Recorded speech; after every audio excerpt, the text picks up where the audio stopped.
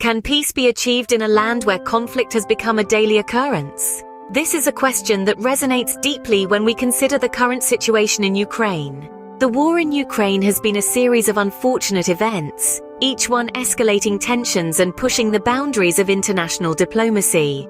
Let's embark on a journey through time to understand the chronology of this conflict. In 2023, the world watched as China expressed concern over the Ukraine conflict spiraling out of control.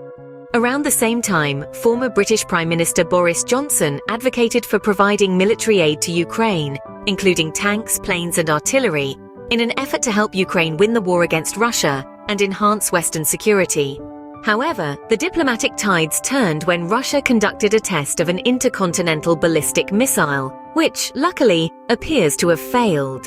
This event occurred around the time President Joe Biden was in Ukraine, adding a layer of tension to an already strained situation.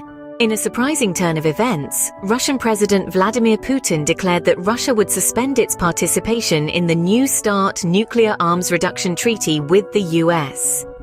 This decision, seen by many as jeopardizing global security for political gain, was met with hopes from the United Kingdom that Putin would reconsider.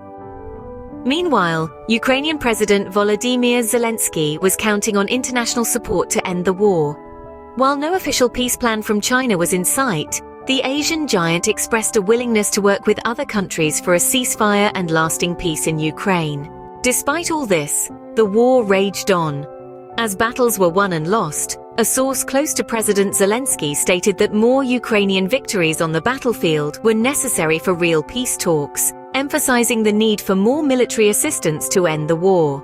As the situation grew more complex, Deputy Mayor of Lviv, Serhiy Kiral, warned China against getting involved in the Ukraine war, stating that supplying lethal weapons to Russia would have unpredictable consequences for the Chinese economy and future. In a significant escalation, the US, European Union, United Kingdom and Canada announced sanctions targeting Russian President Vladimir Putin and Russian Foreign Minister Sergei Lavrov in response to the Russian invasion of Ukraine. This marked a turning point in the international community's efforts to impose economic penalties on Russia. Fast forward to the end of 2023, where General Mark Milley, chairman of the Joint Chiefs of Staff, stated that Russia's military was hurting bad after 9 months of war in Ukraine.